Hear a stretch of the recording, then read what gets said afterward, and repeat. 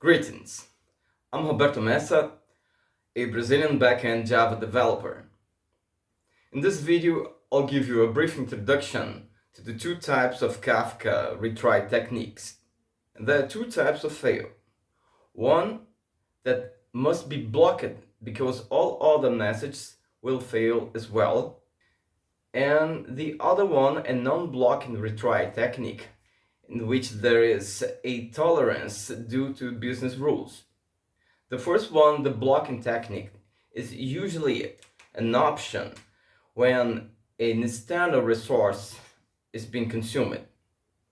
For instance, the Kafka consumer must use an external API to retrieve data. If that API is out of service, the consumer will fail. And if it fails, while that API is out of service, all other subsequent messages will fail as also.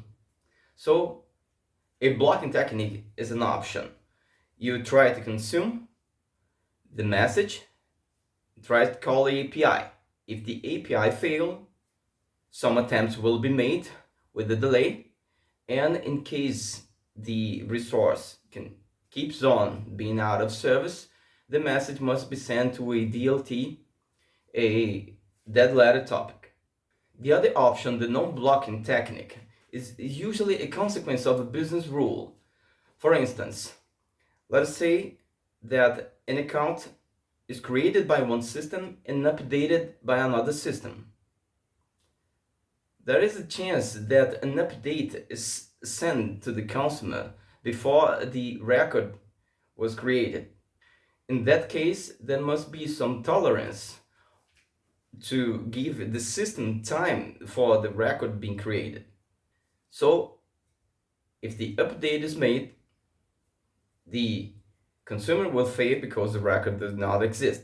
So that message must be sent with retry topic that gives the time for the create service to be executed and create a record. After the record created, the message sent, the update message sent to the retry topic will be retrieved, will be executed, and the transaction will be completed. Please follow the tutorials along this series and execute in your own machine the two types of blocking. The first one is the blocking technique.